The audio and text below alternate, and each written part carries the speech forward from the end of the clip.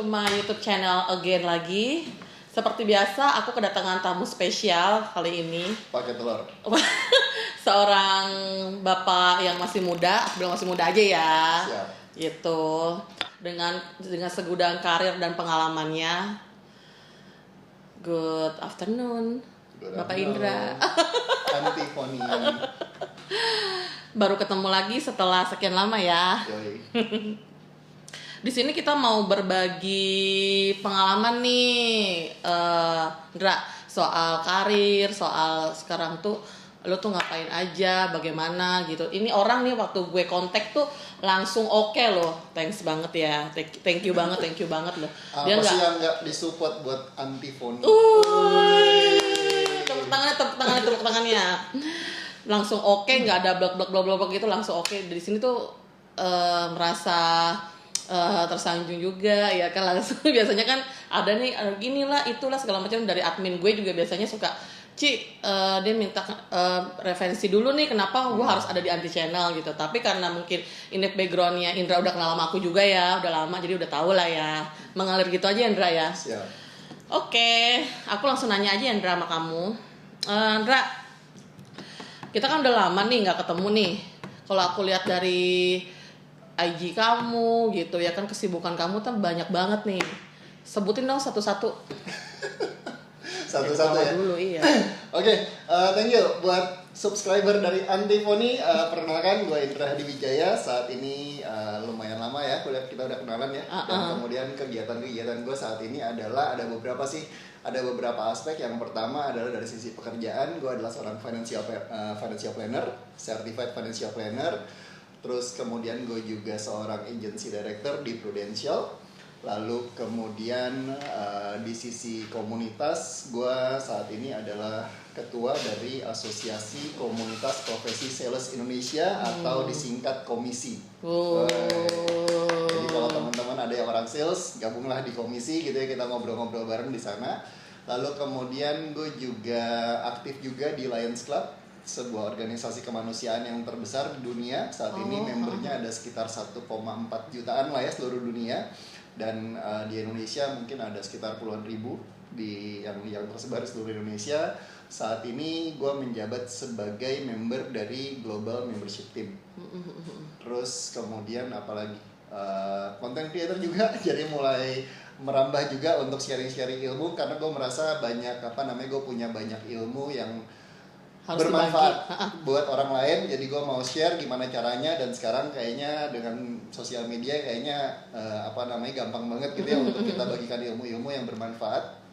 Dan gue juga belajar juga banyak dari mereka gitu ya. Jadi gue sharing-sharing juga di TikTok, di Instagram, di YouTube gitu. Dari kegiatan-kegiatan gue ketemu yang muda, yang tua, tapi belum tentu yang tua tuh lebih banyak pengalaman juga ya kan. Kadang-kadang yang muda juga bisa ngasih inspirasi buat kita. Betul, saling belajar sih. Yang tua mungkin punya punya ilmu yang dan pengalaman gitu ya, sementara yang muda punya inovasi, punya semangat, punya daya juang yang tinggi. Terus serunya kadang-kadang pro kontranya ya. Wah, itu seru kalau pro dan kontra, seru sih. Pokoknya udahannya jangan keluar dari ruangan tuh main blok-blokan WA aja, jangan. Cuman hanya di meja saja panasnya, ya kan? Selesaikan di meja makan. Ini meja meeting. Oh, meja meeting. Nih, sudah berapa lama bekerja di finance ini? Awalnya kan Prudential ya, aku kenal kamu yang kayak. Iya. Sudah berapa lama di dunia keuangan? Gue join di Prudential itu tahun 2006. Jadi kurang lebih 16 tahun sekarang. Jadi kalau boleh cerita sedikit tentang pengalaman awalnya, gue dari sales. Jadi awalnya lulus kuliah itu tahun lulus kuliah tahun 2001. Lalu kemudian setelah itu kerja sebagai sales selama kurang lebih 5 tahun di beberapa industri yang berbeda. Terus kemudian setelah itu ditawarin ke Prudential. Lalu kemudian memulai di Prudential sampai akhirnya 6 bulan kemudian gue memutuskan untuk full time di Prudential. Lalu kemudian jalan terus sampai sekarang. Di tengah perjalanan awalnya tuh cuma jadi agen asuransi, jualan asuransi gitu ya. Terus, karena emang basicnya itu kan ya. Betul. Awalnya gue masuk di situ ya jualan asuransi. Tapi tahun 2010 ada sesuatu yang merubah arah gue. Karena 2010 itu gue ngikut sebuah kelas yang namanya adalah Financial Advisor. Dan di situ gue belajar dari awalnya gue cuma tahu adalah gue jualan asuransi, gue sales asuransi gitu ya. Terus kemudian di 2010 itu gue belajar bahwa ternyata asuransi itu bukanlah sebuah produk yang asal dibeli aja gitu. Tapi asuransi itu sebenarnya ada maksud di balik pembelian asuransi itu, yaitu adalah untuk menjaga supaya bagaimana supaya tujuan-tujuan keuangan seseorang itu bisa tercapai. Contoh, tujuan keuangan itu apa sih? Misalkan, biar paling gampang adalah semua orang yang menikah, punya anak, pasti punya pemikiran atau punya maksud anaknya sekolah sampai perguruan tinggi. Benar. Ya dong. Sementara perguruan tinggi biayanya mahal. Ya. Bener ya? Sekarang aja mahal apalagi nanti. Iya, benar. Nah, sehingga itu kan perlu dipersiapkan dananya. Jangan sampai si mama ini ngomong sama papanya, "Pah, 3 tahun lagi anak kita masuk kuliah loh. Butuh dana saat ini kurang lebih berapa?" Kalau di Jakarta ya, di Jakarta mungkin butuh duit mungkin 150-200 juta. "Pak, 3 tahun lagi kita mesti siapin 200 juta. Artinya 60 juta setiap bulan, setiap tahun yang harus disiapkan. Artinya 5 juta tuh per bulan yang perlu dipersiapkan hanya dalam waktu 3 tahun. Tapi bayangkan kalau misalnya 200 juta itu kita persiapkan selama 15 tahun. Kan sebulan cuma 1 juta.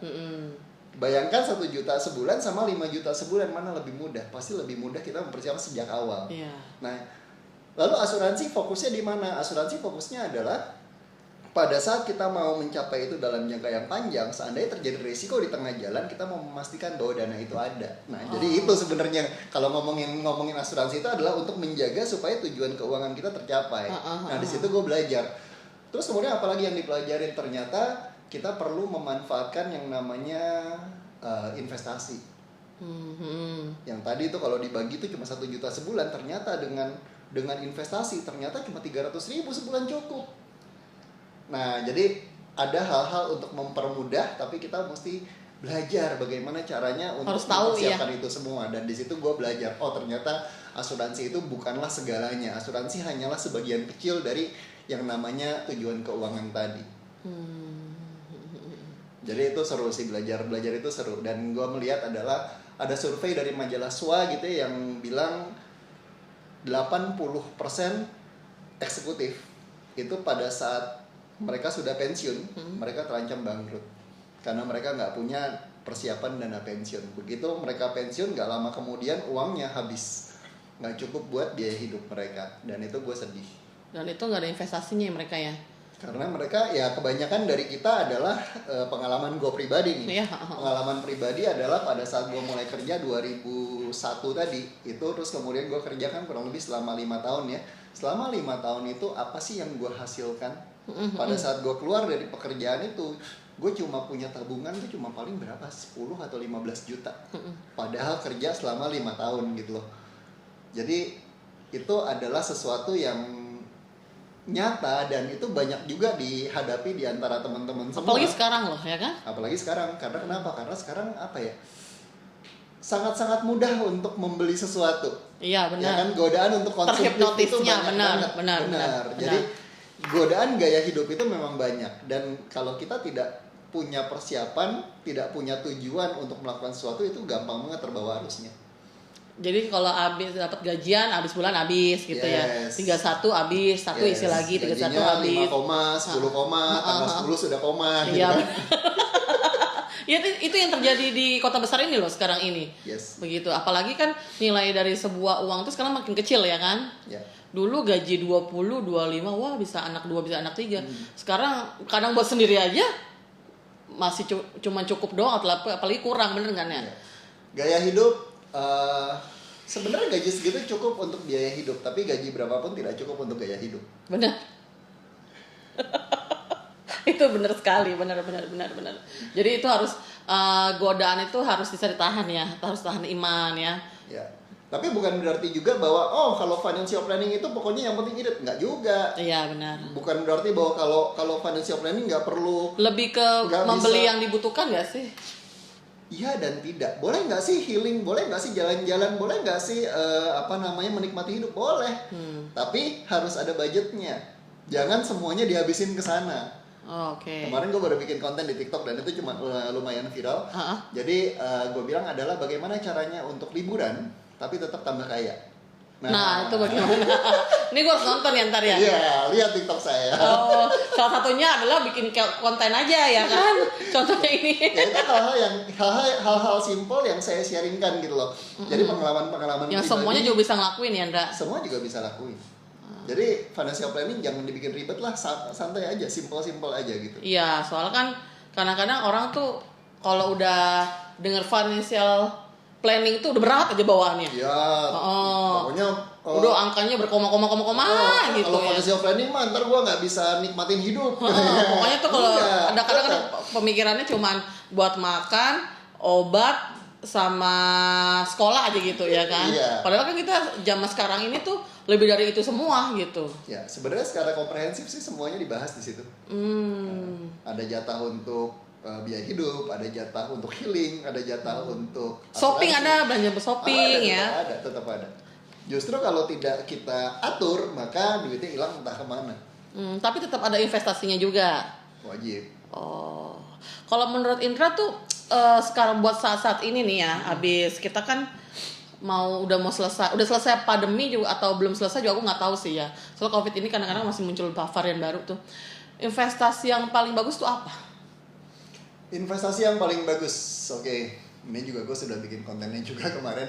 Jadi kalau ngomongin investasi, sebenarnya investasi yang paling bagus adalah pertama kali sebelum kita investasi apapun, kita naruh uang ke dalam investasi apapun, yang paling bagus sebenarnya adalah investasi dulu otaknya. Otaknya. Kenapa otaknya perlu diinvestasikan? Karena kita kemarin baru sempat heboh ya, ada investasi yang tiba-tiba angus, tiba-tiba default, nggak ketahuan hasilnya, tiba-tiba duitnya hilang. Pokoknya semua, udah habis aja lihat berapa triliun habis gitu ya. Karena kenapa? Karena banyak orang investasi ikut-ikutan. Nggak ngerti itu investasinya apa, pokoknya temen gue bilang itu cuan, pokoknya gue ngikut. Iya. Ternyata Ponzi. Ya kan? Dan omongan teman gue meyakinkan gitu ya. Temen gue sudah cuan, temen gue sudah 100% dalam berapa bulan gitu kan. Masa enggak ini? Ya udah kita ikutan, langsung all in gitu ya, jual rumah lah. Nah, udahannya pas hampir ada yang gila mati dan segala macam lah ya. Yes. Jadi belajar dulu deh. Sebelum kita investasi, pelajari dulu. Minimal adalah apa? Jangan sampai kita kehilangan uang, tapi kemudian sudah itu kita nggak ngerti apa yang terjadi. Abis itu nyalain orang ya kan? Abis itu nyalain orang. Jadi pada saat saya investasi, sebelum saya investasi, saya belajar dulu. Saham itu apa sih? Kenapa saham ini bisa naik? Kenapa saham ini bisa turun? Apa alasannya? Semua pasti ada alasannya. Nggak mungkin sesuatu itu naik dan turun tanpa alasan, kan gitu. Nggak mungkin juga sesuatu itu bisa cuannya gede gitu ya kan. Nggak mungkin juga sesuatu itu bisa saja cuannya gede, tapi harus ada alasannya. Iya. Ya kan? Kalau tiba-tiba dan harus masuk akal ya kan? Dan harus masuk akal. Nah, ini yang penting. Ini yang banyak orang tidak sadar. Cuma ngelihat adalah cuannya gede. Alasannya apa nggak penting. Ya, nah, padahal alasan inilah yang penting. Nggak kayak orang dulu ya, Ndra. Orang dulu kan kalau zaman-zaman nenek gue mungkin sama nyokap gue, udah lu pokoknya investasi emas aja udah paling gampang dijual. Gitu ya kan. Lu beli segram dulu banget mungkin pernah sampai angka cuma 100.000, 200, sekarang udah hampir 900 ya kan, sejuta. Kalau sekarang nggak gitu ya. Emas adalah tetap salah satu sarana untuk investasi, tapi sebenarnya kalau gue bilang sih emas itu bukan buat investasi, tapi lebih adalah untuk lindung nilai.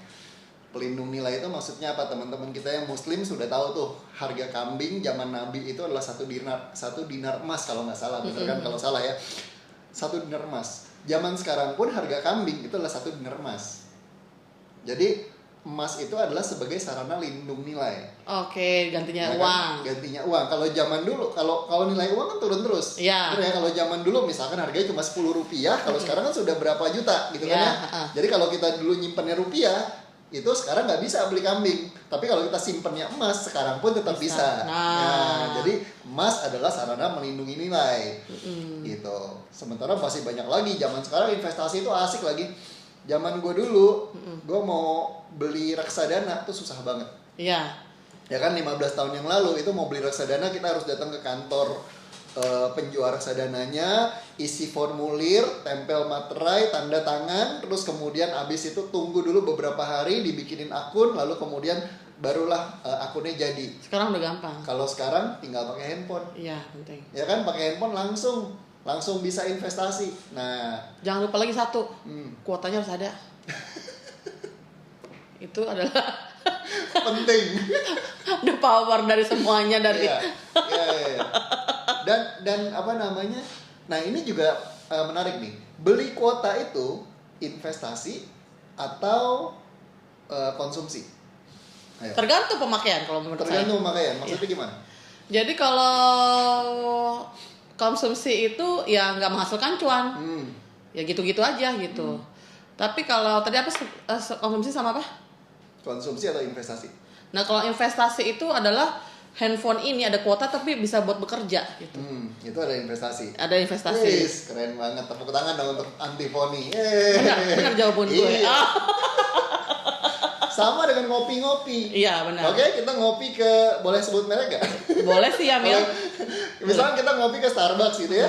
Itu konsumsi, itu konsumtif atau investasi, tergantung ngopinya sama siapa. Iya. Kalau ngopinya cuma buat hahaha hihi sama temen ya itu konsumtif.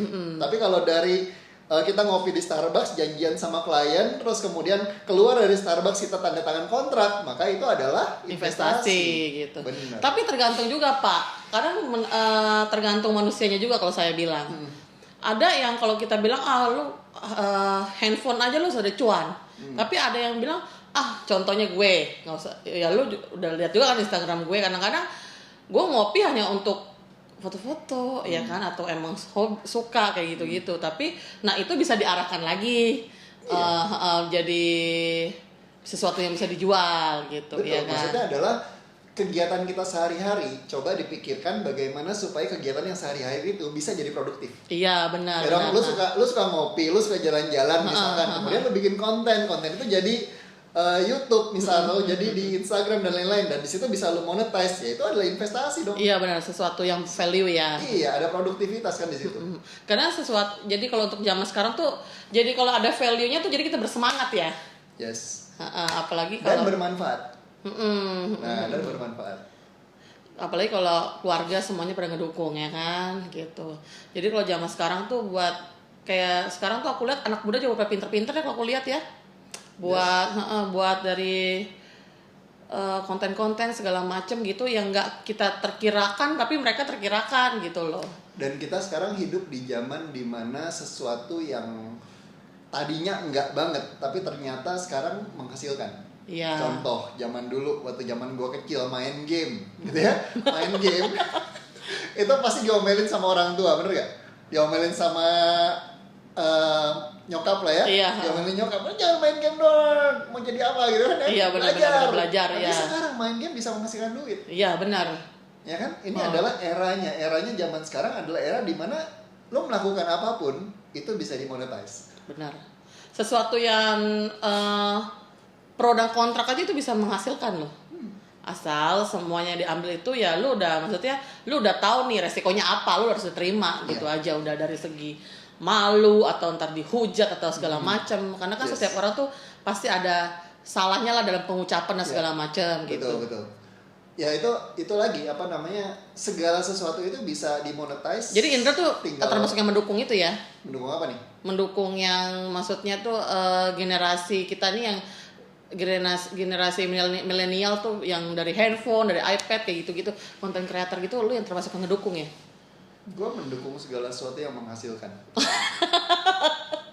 Ini finansial banget ya ininya apanya? Dalam artian gini loh. Hidup ini kan penuh dengan pilihan ya. Iya benar. Hidup ini penuh dengan pilihan, tinggal kita mau memilih mau jalan yang mana yang kita ambil. Kalau misalkan lo memilih jalan yang hitam, ya terserah, resikonya resiko lo sendiri gitu kan ya. Karena dosa itu nggak dibagi-bagi kan. Betul. Jadi, betul. Nah jadi tapi zaman sekarang itu luar biasa, kenapa harus milih yang hitam kalau kita bisa jalan di jalan yang benar kan gitu. Katanya yang hitam lebih asik Pak. Yang hitam lebih asik, betul. Jadi selain menghasilkan, menikmati juga gitu ya. Oke, ya terserah lah. Itu hanya bercanda aja, cuman kan ini diplesetin aja ya kan, begitu. Ya. Tapi yang realnya adalah apapun itu ternyata bisa menghasilkan sekarang. kalau memang kita berpikiran dengan logika, kadang-kadang yang putih aja bisa ada berliku-liku, bener nggak sih? Apalagi yang antara putih dan hitam abu-abu ya kan? Itu lebih mulus katanya. Nih, aku dapat pertanyaan juga nih kayaknya dari admin aku, deh kayak pengaturan diri dia sendiri sih. Pertanyaan nomor 5 nih, Indra. Boleh dong kasih tips cara mengatur keuangan untuk anak muda itu bagaimana? Nah, contohnya nih, aku dulu gaji UMR lah, 5 juta ya. Gimana tetap bisa healing, bisa Starbucks, bisa ngasih orang tua, tetap cantik, skincare ya kan? Tetap juga harus bisa traktir lah, karena kalau anak muda kan pacaran kan nggak mungkin ya cowok mulu yang bayar gitu, kadang-kadang cewek-cewek gantian gitu. Emansipasi ya? Iya, emansipasi gitu. Siap. Ya kan. Itu bagaimana nih, satu aja nih contoh nih biar anak muda kita nih pada tahu semua. Yang nonton anak muda ya? Ada anak muda ada juga. Ya? Oke, siap. Sebelumnya minum dulu. Oh, silakan. Aku juga ya. Siap.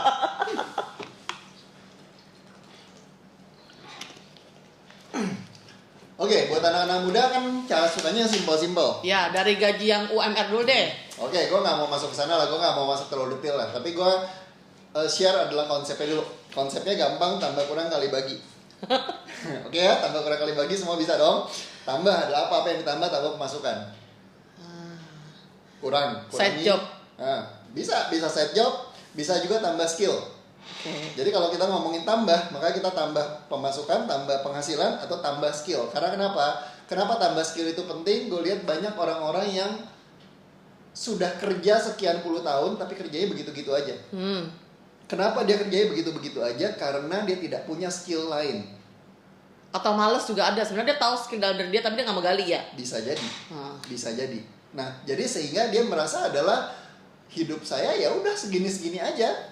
Memang ditakdirkannya misalkan adalah jadi kuli, misalkan ya udah saya jadi kuli terus gitu loh. Nah terus kemudian tapi tidak mau menambah skillnya. Uangnya semuanya habis untuk konsumtif. Benar. Sisihkan sebagian adalah untuk nambah skill. Jadi kalau kita ngomongin investasi itu bisa dua macam, investasi uang atau investasi diri sendiri. Dan saya lebih suka adalah untuk teman-teman, terutama generasi muda adalah untuk investasi di diri sendiri. Kenapa? Investasi skill akan menambah penghasilan kita dalam jangka panjang. Ya kan, kita kursus cuma sekali bayarnya, tapi ilmu tersebut bisa dipakai puluhan tahun. Bisa dikembangin lagi. Benar. Gitu ya? Jadi tambah penghasilan. Kurangi pengeluaran. Yang tadinya setiap hari ngopinya harus Starbucks, maka ngopilah sekali-sekali di Starbucks. Starling. Starling. Gue baru tahu dari admin gue waktu gue bikin Indo Cafe ya, Cici sekarang Starling. Starling, gue udah ngerasa tua gitu loh, padahal baru 35. Starbucks keliling, Ci. Ampun, kata gue nyampe aja itu gitu loh. Nah, bayangin jadi dong, dari Starbucks ke Starling. Iya, atau ke Starbucks. Bayangin dong kalau di sana 40.000, 50.000, di sini cuma 5.000. Ya kan, 45.000 dikalikan sebulan berapa tuh? Kali 20 hari aja 900.000, lumayan loh. Benar. Ya kan, rasanya ya mirip-mirip lah, cuma tempatnya doang yang beda. Iya. Sekali-sekali boleh nggak? Tetap boleh. Berarti gengsi harus turunin ya Pak ya? Bener, gengsi turun. Harus turun. Hiduplah seperti orang miskin. Benar. Tapi rekening di tabungan kaya, nggak apa-apa. Gitu kan? Terus kalau dibilang katanya nggak menikmati hidup gimana? Nah, kadang-kadang nih anak muda kita suka dihujat gitu kan, gitu. Gue yang biasa aja gitulah. Lu nggak menikmati hidup banget, lagi jalan-jalan sekali lah yang Starbucks gitu. Oleh sesekalinya itu udah beberapa kali. Nah, itu main tahu juga lu Pak. Gue lebih menikmati hidup pada saat rekening gue nambah sih. Jadi definisi dari menikmati hidup itu kan beda-beda ya. Iya benar. Ada yang definisi menikmati hidupnya adalah minum di Starbucks, tapi kalau gue sekali-sekali tetap minum di Starbucks. Bukannya nggak boleh ya kan? Nggak boleh, terutama adalah pada saat ketemu sama klien. Iya, ada hasilnya gitu kan. Jadi pada saat yang apa namanya, yang tadi gue bilang, kita coba hal-hal yang kita nikmatin itu dirubah jadi produktif. Ya dong, minum di Starbucks kayaknya asik ya, kayaknya keren deh. Ya udah, ajak klien deh, siapa tahu menghasilkan. Iya benar. Ya dong. Tapi kalau sendirian, udahlah yang murah aja. Benar. Gak ada yang tahu ini sebenarnya. Iya, dan menikmati hidup ya itu tadi, menikmatinya pada saat di sana, pada saat sama klien. Kalau yang biasa-biasa, gue menikmatinya adalah rekening nambah. Gitu. Oh iya, jadi sebenarnya balik ke diri sendiri lagi ya kan ya. Iya. Karena kan banyak nih pas lagi COVID itu apa itu namanya work from home. Kalau yang hidupnya banyak nabung ya tenang-tenang aja dia pikir. Bener. Iya kan? Atau punya investasi. Tapi kalau yang tanggal 31 abis punya pusing loh. Karena itu gaji setengah, bener nggak? Iya. Nah itu dia. Jadi benar sebenarnya gitu. Karena kita nggak tahu ke depannya bagaimana. Ya. Gitu. Jadi tetap kita harus intinya sih menabung ya. Ataupun kita nyari uang tambahan dari yang menggali skill itu yang tadi kamu bilang itu ya. Iya. Itu tambah dan kurang. Jadi tambah pengeluaran, tambah pendapatan, kurangi pengeluaran. Kali dan bagi. Karena kemarin aja sempat ya aku lihat tuh Bapak Presiden kita ngomong gitu ya, wah ke depannya ini akan akan sulit gitu loh. Dia aja bisa berbicara begitu ya kan. Bagaimana antar yang sebelum apalagi udah benar-benar sulit betul ya kan. Ya. Jadi Preparation penting. Itu yang kita bagi itu nanti. Nah, jadi ada lagi nih, kan tadi sudah tambah dan kurang. Nah, sekarang kali dan bagi. Kali itu apa? Yang dikali itu adalah selisih dari pendapatan dan pengeluaran itu kita kalikan. Kalikannya dengan cara apa? Dengan cara investasi. oh. Ya, tambah, kurang, kali. Sisa selisihnya dikalikan. Jangan disimpan cuma segitu aja. Suruh dia kerja. Gimana caranya duit kerja? Dengan caranya investasi. Investasi di mana? Zaman sekarang enak banget investasi, bisa reksadana, bisa peer to peer lending, bisa beli emas, bisa beli properti, bisa beli bisnis. Kemarin gue baru beli bisnis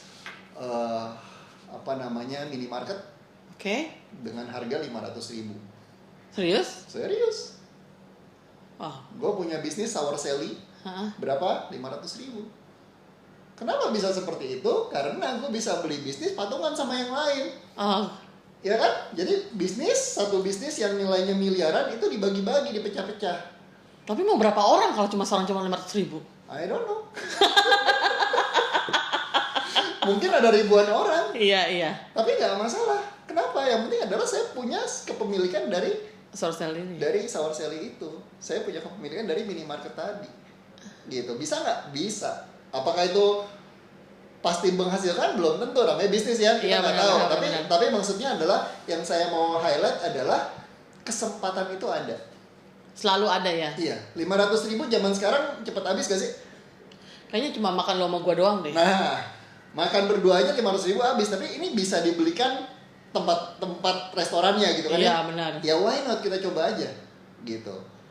Kita nggak tahu ya besoknya apa lusanya lagi dari 500 bisa jadi 700 ya kan? Bisa jadi. We don't know. Namanya juga kan ini baru versi trial ya, tapi maksudnya adalah kesempatan itu ada gitu. Ada kesempatan di sana ya saya coba untuk belajar gimana sih hasilnya gitu. Lalu kemudian apalagi beli saham. Ya kan beli saham sekarang bisa hanya dengan berapa ratus ribu bahkan berapa puluh ribu pun bisa beli saham yang bocor. Tapi tetap harus dilihat dulu ya Pak, jangan kayak kejadian yang kemarin gitu ya. Sekali lagi belajar otaknya. Jadi pada saat kita beli saham kita tahu kenapa saham ini layak dibeli. Apa sih alasan saya beli saham ini? Banyak sekali orang-orang yang beli saham itu sekali lagi ikut-ikutan. Beli ini, oke semuanya beli. Padahal nggak tahu isinya apa, itu perusahaan apa, nggak tahu gue. Yang penting cuan. Oh kalau nggak gue kasih orang kelola aja deh gitu, gue nggak tahu aja gitu. Nah itu nggak boleh ya. Itu reksadana. Oh. Bisa jadi itu adalah reksadana. Reksadana adalah orang-orang mengumpulkan kepada seorang manajer investasi yang belikan saham-sahamnya. Dia yang pilihin, dia yang kelola. Itu reksadana jadi. Gitu. Jadi zaman sekarang investasi banyak banget. Itu adalah faktor kalinya. Lalu kemudian faktor bagi. Faktor bagi adalah persiapkan dana darurat dan kemudian asuransi. Kenapa? Karena kita nggak mau nanti tiba-tiba terjadi kayak kemarin COVID. Nah, Ya kan, COVID terus kemudian semuanya penghasilan hilang semua, lalu kemudian yang terjadi apa? Yang terjadi nggak punya duit sama sekali, nggak punya dana darurat, nggak punya asuransi, udah nggak punya duit, sakit pula, habis lah.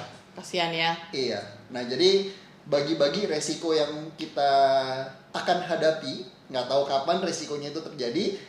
Daripada kita bayar sendiri, biarkan orang lain yang bayarin. Nah, ya benar. Itulah tambah kurang kali bagi buat generasi muda. Benar. Soalnya kan generasi muda termasuk saya juga kan masih muda ya. Kita sama-sama Mas. Oh, dari saya sekarang ke kita ya kan.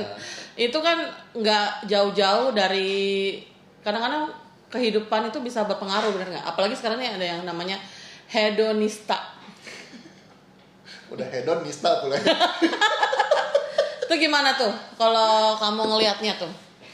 Itu berhubungan dengan, biasanya dengan wanita kan? Itu kacamata kamu tuh ngeliatnya tuh bagaimana sih? Ntar lo, hedonista itu apa, gue gak ngerti. Kurang gaul gue.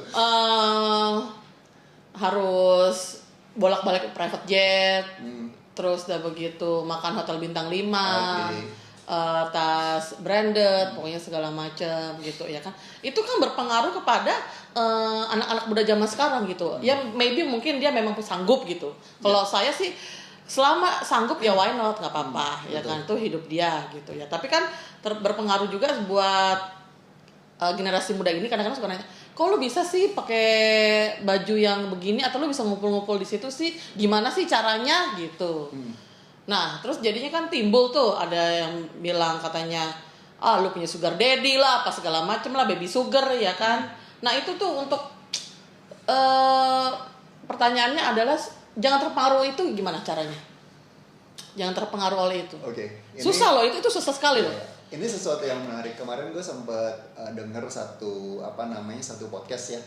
Itu si Dewi Lestari yang pengarang buku itu. Yang mantan si Marsha? Nggak tahu. Pokoknya pendek ya rambutnya kan? Nggak tahu, gue cuma denger podcast soalnya. Oh iya. Jadi dia sempat bilang bahwa zaman kita kecil dulu, kita itu pembandingnya adalah teman-teman sekolah kita. Ya kan? Lo nggak kayak si ini, gue si ini ya, si ini jalan-jalan kemana gitu ya.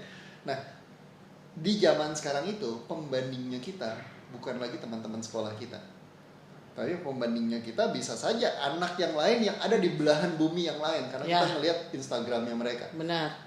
Bisa saja pembandingnya kita adalah artis dari negara lain. Benar. Dan itu sangat-sangat berat gitu kan ya. Iya. Pembandingnya berat gitu. Dia jalan-jalannya naik private jet, dia gini, dia gitu, dia gini, dia gitu. So, ini adalah sesuatu yang menarik. Yang saya mau sampaikan adalah tidak selamanya apa yang dia lakukan harus kita lakukan. Tuh. Kan gitu. Termasuk apa yang dia pakai juga nggak harus kita pakai. Apa yang dia pakai nggak harus kita pakai. Dan tapi boleh nggak kita menjadikan dia sebagai sebagai panutan, bukan panutan lah, sebagai goals. Gue mau tuh jadi seperti dia. Caranya, jadi motivasi. Caranya bagaimana? Gue mau belajar. Ya dong, dengan caranya kita belajar. Kalau kita hanya mengikuti gaya hidup, maka kita tidak akan jadi seperti dia. Tapi kalau kita belajar bagaimana dia menjadi seperti itu, kita dapat sesuatu. Jadi makanya kita lihat orang tuh jangan ujungnya aja ya, tapi prosesnya ya. Yes, betul banget. Betul banget. Jangan cuma lihat ujungnya. Jangan cuma lihat dia sekarang enak dan gue mau jadi enak seperti itu, tapi ikutilah prosesnya seperti apa. Benar. Jauh yang gue bilang dari lahirnya dia emang udah di kerajaan atau emang orang tuanya, itu jangan lihat dari situ. Itu beda lagi ya case-nya. Tapi yang dia berjuang untuk lebih baik lagi. Jadi kalau menurut saya tuh kayaknya jadi ngirinya yang positif, bener nggak sih Indra? Benar. Ngirilah bukan ngiri apa yang dia pakai, tapi ngiri tuh gimana dia cara sampai seperti itu gitu. Belajar tentang prosesnya dia. Prosesnya dia, karena masing-masing kita ini lahir itu pasti dikasih talenta ya sama Tuhan ya. Entah lu nyanyi, apa ngelawak, bener nggak? Atau ngejulitin orang. Itu talent juga. Karena itu butuh mental loh. Dan laku loh sekarang. Iya. Laku di TikTok sekarang, laku juga tuh. Iya benar, kayak gitu. Tadinya dia cuma iseng-iseng jadi viral ya kan. Kalau TikTok itu menurut saya sih, saya bilang tuh, jadi bikin generasi kita itu tambah kreatif ya. Bagaimana menyampaikan sebuah pesan dalam 1 menit. Iya gitu. Dan menghargai yang contohnya yang misalkan kayak yang cewek jadi cowok, cowok jadi cewek gitu. Tapi kadang-kadang mereka juga kreatif loh. Gitu. Jadi kita jangan lihat minusnya orang gitu. Lihat dia bagusnya gitu. Karena kan dia di situ juga bekerja loh. Gitu, dan dia ngeluarin modal loh. Bener enggak sih? Betul, ya kan? Betul. Heeh. Dia butuh modal, butuh kreativitas, dan dia pasti putar otak juga. Nah iya Bagaimana dong, caranya gitu. untuk Viral. menampilkan, Heeh, gitu. Jadi kita jangan lihat minusnya aja gitu. Karena pada dasarnya kalau ditanya juga mereka juga nggak mau, maunya jadi normal, bener nggak? Nggak ada yang mau. Iya. Dan satu tantangannya adalah untuk kita penikmat ya, penikmat sosial media adalah pikirkan juga apa yang bisa kita pelajari dari keaktifan kita di sosial media tadi. Kalau Iya. kita cuma jadi nonton doang dan kita spend waktu berjam-jam hanya untuk nonton, tidak dapat apa-apa, cuma dapat hiburan doang, sekali lagi itu konsumtif. Benar. Ya Kuota kan? habis kan? Kuota habis. Harus beli lagi dong. Selain kuota, waktu pun habis. Benar. Jadi buat ibu-ibu rumah tangga atau yang kerja di rumah tuh ya produktivitas tuh sangat perlu ya. Yes. Usahakan apapun yang kita lakukan bisa jadi produktif. Jadinya tuh nggak pikirannya tuh negatif aja. Aduh, gue ngechat WA laki gue belum balas-balas, tuh pikirannya kemana-mana aja gitu ya. Iya. Tapi kalau kita punya kesibukan yang positif itu, jadi kita nggak kepikiran gitu. Betul. Saya kemarin baru lihat satu TikTok gitu ya. Wanita ibu rumah tangga di rumah dia jualan secara online lewat TikTok gitu. Jadi itu adalah sesuatu yang buat saya adalah wow, luar biasa. Dia memanfaatkan waktu luangnya dia untuk jualan. Jualan kan menghasilkan. Iya benar. Terus Iya kan? dia videoin lagi ya kan. Iya. Terus sekarang banyak yang endorse gitu ya kan. Jadi kan dia masuk, jadi dia nambah kan. Betul. Gitu, terus ngebantu keuangan suaminya juga. Yes. Gitu. Jadi kita nggak berpikiran, kalau saya bilang tuh nggak sempet lah kepoin hidup orang jadinya. Iya dong. Iya. Karena kan kita setengah hari kita kan harus tidur 8 jam, bener nggak? Sisanya kan kalau kita gunakan dengan positif itu akan jadi bagus kan, buat kita juga ngurangin dosa juga ya kan? Yes. Daripada harus Daripada ngejulitin orang ya. iya, atau dengan siapa sih dia, Tapi gimana tadi sih? lu bilang katanya julid itu menghasilkan. Nah ini dia, makanya ini maksud gue tuh julid itu menghasilkan. Jadi kita janjian dulu, Ndra. Jadi misalkan gini, Ndra tuh gue julitin lu ya, tapi dari gue ngejulitin lu nih ada cuan nih. Jadi ya lu tetap, jadi lu juga bersemangat untuk ngebales gue karena cuan. Jadi kalau mau ngejulitin orang tuh janjian dulu, udah dapet cuan, yang dijulitin juga nggak merasa tersinggung karena udah senang. iya skenario. Gue julitin lu ntar bagi 2 ya. Iya, gitu. Siap. Iya, begitu ya kan, Okay. gitu. Jadi kan yang kayak gitu yang viral itu loh. Ya. Nah, Bagus. iya kan. Jadi nggak bakal jadi musuh malahan ya kan, jadi temen. Terus nih, Ndra, masih berhubungan sama yang tadi juga nih. Dengan Gen Z itu aku nggak tahu deh, Gen Z itu maksudnya apa sih? Generasi milenial Gen Z di Wanda juga dibahas nih. Maksudnya apa sih Gen Z itu? Gen Z itu adalah anak-anak yang sekarang itu lahir di tahun 2000-an kalau nggak salah ya. Tahun 2000-an kesini tuh masuknya Gen Z. Oh, kenapa dibilang Gen Z, Mil? Karena gold generation, generasi emas. Masa bukan platinum? Kredit kali. Lebih kayak apa ya, Gen Z sama millennials tuh yang bisa merubah. Katanya mentalnya Gen Z itu tempe. Ya karena Gen Z kan yang tadi Bapak bilang dia kan lahirnya tahun 2000 ya, jadi kayak masih Anak-anak gitu. Gen Z itu begitu lahir aja sudah terpapar oleh teknologi. iya betul. Terus belum yang kanan kiri nih yang udah kayak laptopnya udah Apple lah apa segala macam gitu. Waktu kita kan nggak ada, bener nggak sih? Lo bayangin gini, pada saat dulu kita kecil gitu ya, kita kalau mau nonton film itu mesti nunggu. Ya. Bener ya, zaman dulu itu filmnya apa Kalau sih? hari Minggu mah dimulai dari Doraemon dulu, Doraemon segala macam betul. tuh. Mau nonton Doraemon dulu mesti nunggu minggu kan? Iya, Minggu harus jam Minggu. 8. Iya. Ya kan? Harus bangun pagi, harus nonton baru bisa nonton Doraemon. Iya. Zaman sekarang tinggal nonton. YouTube. Heeh. Nah, itu dia. Jadi generasi Gen Z ini adalah sebuah generasi yang tidak suka menunggu. Kenapa? Karena tidak perlu menunggu.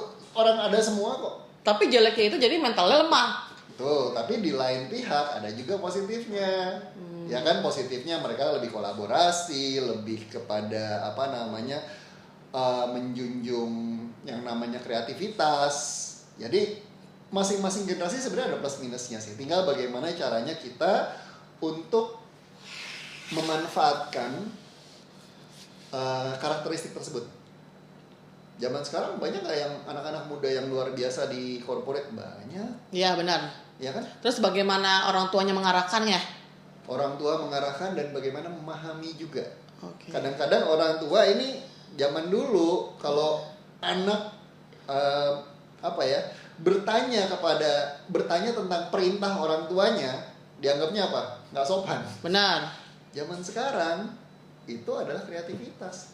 Kenapa saya harus melakukan ini? Mungkin dia punya cara yang lain untuk melakukannya. Ya kan? Nah, itu adalah sesuatu yang mungkin perlu dipahami dan perlu dipelajari juga. Itu rame sih, bakal seru sih. Maksudnya karakteristik generasi ini akan luar biasa, dan kalau seorang leader itu bisa memanfaatkan atau bisa mengembangkan talenta yang dimiliki oleh si Gen Z tadi, itu bakal jadi luar biasa.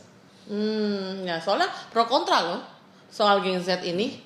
Ada yang bilang katanya hanya untuk, biasanya tuh Gen Z itu biasanya cuma hura-hura, healing, staycation di hotel mewah gitu ya kan. Pokoknya dapat duitnya gampang lah gitu, segala macam gitu tuh, kayak dibilangnya tuh kayak generasi kurang tahu diri gitu loh ya kan gitu. Tapi juga baru dengar dari lu kan juga ini ternyata emang rata-rata mereka lebih kreatif ya kalau saya lihat ya. Lebih kreatif, lebih kolaboratif. Lebih tidak semuanya dimakan sendiri gitu loh. Kalau zaman dulu kan ada ini semuanya dimakan, semuanya dikerjain sendiri gitu loh. Lebih santai juga orangnya ya. Lebih santai, lebih bisa menikmati hidup. Dan kalau aku bilang lebih banyak toleransi loh kalau Gen Z. Toleransi ya? Iya. Contohnya gimana? Contohnya misalkan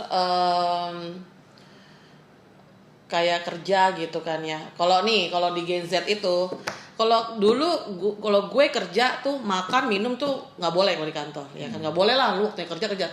Tapi kalau lu sekarang sama orang Gen Z cuek-cuek aja lah, asal kerjaan lu kan oke, yang penting ditagih bos lu udah ada kerjaan lo gitu ya kan. Jam kerja juga lebih fleksibel. Iya, lebih fleksibel. Kadang-kadang kan dulu kalau datang terlambat tuh udah pastilah diomongin segala macam apa. Kalau mungkin kalau sama generasi Gen Z ini, bodo amat urusan lo ini yang dipotong segala macam gitu ya kan. Lo mau main handphone kayak apa segala macam ya kan. Bahkan nih salah satu admin aku nih si Mila ini ke kantor boleh bawa dogi.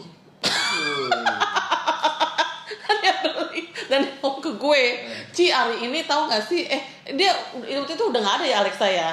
Waktu itu aku bawa tahu Ci, karena aku juga kan suka dogi gitu. Dia nyuruh aku bawa, aku bilang janganlah, soalnya kan di office tuh kadang-kadang suka gigit-gigit gitu ya kan. Nggak apa-apa bawa aja, dia bilang begitu. Aku aja waktu itu bawa. Nah tapi dia sama bosnya boleh, berarti bosnya juga toleransi gitu. Dia termasuk generasi Gen Z dan ya, aku lagi situasi kerja kan sekarang juga berubah. Nah itu dia, ya nggak kan? mono lagi gitu. Udah nggak seperti dulu kalau kerja ya kubikel gitu kan. Kalau sekarang nggak boleh, jangan main handphone, ya kan? Main handphone. Sekarang justrunya kerjaan dari handphone. Iya. Nah kayak gitu. Jadi orang tua juga kadang-kadang harus ngikutin loh. Perkembangan positif kayak begini ya. Betul. Owner juga gitu ya kan. Dan kita harus mengikuti teknologi sih. Dan Gen Z itu sangat-sangat aware terhadap teknologi. Iya. Gue belajar bikin konten sama siapa? Sama anak-anak SMK. Iya. Gue diperkenalkan tentang apa namanya CapCut, CapCut. Itu oleh anak-anak SMK. Kalau ngedit video kayaknya mereka aplikasi lebih oke daripada kita gitu. Dulunya kita cuma pakai apa InShot, Filmora gitu kan. Terus kemudian dia bilang Pak CapCut aja. Nah itu jadi kita belajar dari mereka gitu. Karena mereka lebih aware terhadap teknologi. Lebih pintar ya. Lebih pintar. Caranya bagaimana dan lebih simpel, nggak usah ribet-ribet gitu. Kayak ada nih TikTok kan yang biasanya kan di bawahnya ada apa? Tanda R itu ya. Itu tanda bisa dihilangin. Apa tuh? Tuh si Mila tahu. Gue kalau udah begini udah merasa tuan, Dra. Iya. Udah Cici buat aja lah, ntar aku yang ilangin pakai aplikasi, dia pernah ngomong sama aku gitu. Oke, ntar habis ini kita belajar. Iya. Nih, ini pertanyaan terakhir sih ya. Udah terakhir nih. 3 kata buat aku apa nih? 3 kata buat Miss Foni. Antifoni. Kan udah kenal nih sama aku ya. Iya. Antifoni yang gua kenal itu adalah kalau misalnya dalam alfabet itu FGH. Itu adalah FGH apa tadi? FGH. JK. FGH itu adalah fun, terus kemudian glamorous, dan H-nya adalah humorous juga. Itu nggak boleh dihilangin Indra ya? Apa tuh? Tiga-tiga itu nggak boleh dihilangin ya. Tiga-tiga itu adalah karakter yang sudah nempel sih. Jadi jangan dihilangin juga, itu karakteristik lo. Iya. Dan itu bisa menjual loh. Iya. Itu yang buat alasan gue ada di sini. Dan itu juga alasan kenapa para subscriber itu subscribe di tempat lo. Oh, benar. Pada bilang gitu semua sih, tapi aku bilang ya menurut aku sih biasa aja, tapi mungkin ya thanks juga yang bilang kalau enggak itu tuh keren gitu loh. Iya. Thanks juga. Makanya kalau sekarang tuh aku lagi banyakin masuk punya tamu-tamu yang bisa menginspirasi gitu. Karena sekarang ini kita perlu menginspirasi orang. Yes. Salah satunya Pak Indra ini juga menginspirasi ya kan. Semoga bermanfaat. Iya, semoga bermanfaat. Tapi kalau mau lebih detailnya lagi ada YouTube channelnya juga ya kami ya. Ada YouTube channel, tapi saya lebih banyak sih di TikTok sih. Di TikTok ya, ntar sama admin aku ditaruh juga ya. Boleh, siap. Biar langsung bisa ke sono, bisa kenalan juga gitu ya kan. Mana tahu jadi cuan juga di situ, bisa tampil ke tempat lain juga. Tapi kamu tuh jadwalnya padat loh ya. Lumayan, tergantung pesanan sih. Tergantung orderan ya. Terus nih, tapi di padatnya itu tetap ada kegiatan sosial tuh hebat banget loh, Ndra. Itu bagaimana tuh tadinya tuh? Sebenarnya kalau ngomongin sosial itu memang dari dulu sih suka ya, suka dengan kegiatan-kegiatan sosial, suka juga berbagi, tapi kan dalam kapasitas sebagai pribadi ya. Terus kemudian setelah itu saya diperkenalkan dengan Lions Club. Lions Club ini adalah organisasi sosial kemanusiaan yang terbesar, dan kemudian saya dapat kesempatan untuk join di sana. Itu sebenarnya simpelnya adalah kita ini seakan-akan kita punya sebatang lilin. Ya kan, sebatang lilin itu bisa menerangi berapa banyak sih? Ya sekitar 1 meter, 2 meter di sekeliling kita. Tapi kalau lilin tersebut kita kumpulkan sama-sama. Kamu bawa lilin, kamu bawa lilin, semuanya bawa lilin. Terus kemudian kita kumpulkan sama-sama. Itu kan jadi api yang lebih besar. Ya konsepnya seperti itu. Jadi terangnya lebih lebar lagi. Lebih lebar lagi dan bisa menyentuh lebih banyak orang. Jadi itu yang saya lakukan sama teman-teman di Lions, dan kita banyak kegiatan lah ya setiap tahun itu. Ada yang bagi-bagi kacamata gratis, ada yang bagi alat bantu dengar, terus kemudian bagi-bagi makanan, bagi-bagi sembako. Kemarin juga ada vaksin juga ya kalau aku lihat ya. Vaksin, yes, kita ikut juga di vaksin. Macam-macam sih, banyak sekali kegiatan-kegiatannya. Kemarin bahkan sampai ada yang bedah rumah. Oh. Jadi untuk yang tidak punya gitu ya, rumahnya lantainya tanah. Biasa banget, Terus kemudian dindingnya udah bambu yang udah bolong-bolong gitu, kita bikinin rumah kayak gitu. Jadi itu adalah kegiatan-kegiatan yang kita lakukan. Sekali lagi kalau saya sendirian nggak mungkin bisa. Iya, benar. Ya kan, tapi karena kita rame-rame dan terketuk hatinya ya. Iya. Dan satu hal lagi yang paling baru adalah kita sekarang baru resmikan itu adalah rumah singgah untuk anak kanker. Jadi rumah singgah itu kenapa perlu rumah singgah? Karena kan rumah sakit kanker yang terbesar di Indonesia adalah Darmais. Benar. Rumah sakit pemerintah. Semua rujukan dari seluruh Indonesia, kalau yang di daerah nggak sanggup gitu ya, mereka pasti kirim ke Jakarta. Dan orang-orang yang dikirim ke Jakarta itu nggak semuanya mampu. Benar. Ya, karena mereka kan pakai BPJS gitu ya. Tiket aja udah jadi ini ya. Tiket aja udah mahal. Dan kemudian mereka datang ke Indonesia, ke Jakarta itu bukan cuma sehari 2 hari, bisa berminggu-minggu, bahkan bisa berbulan-bulan. Dia datang sama orang tuanya, kemudian harus berobat, dan berobatnya nggak semuanya rawat inap. Benar. Bisa juga rawat jalan, tapi rawat jalan dalam jangka panjang. Mereka butuh tempat tinggal. Kalau nginep di hotel kan mahal. Wah iya, belum makan ya, benar nggak ya? Belum makan dan nggak mungkin dong. Kita yang nganter yang sakit, kita yang sakit ya kan? Betul. Nah makanya kita melihat itu, kita bikinlah sebuah rumah singgah yang di dekatnya Darmais, dan kemudian kita menampung orang-orang yang butuh tempat tinggal selama di Jakarta. Mereka bisa tinggal di sana, mereka bisa makan di sana, bisa ke ke rumah sakit juga nggak terlalu jauh, dan itu semuanya gratis. Jadi itu yang sedang kita lakukan. Indra, kalau mau gabung ke Lions itu bagaimana caranya? Gampang. TikTok, link di bio, kontak gue. Oh, tuh kayak begitu tuh. Jadi buat anak muda, kalau ini mah udah no limit lah, umur berapa juga bisa ya kan? Bisa. Kita ada Leo dan Lions. Leo itu adalah untuk anak-anak yang di bawah 30-an, 20-30-an itu bisa. Kayak saya gitu ya. Betul. Miss Foni bisa. Karena baru 25 plus ya kan? Bisa menjadi pembimbingnya ya maksudnya. Oh jadi ada bisa kontak ke kamu gitu ya? Bisa kontak ke saya nanti karena Lions itu Ntar kan itu dimasukin juga tuh Mil yang Lions itu tuh Mil.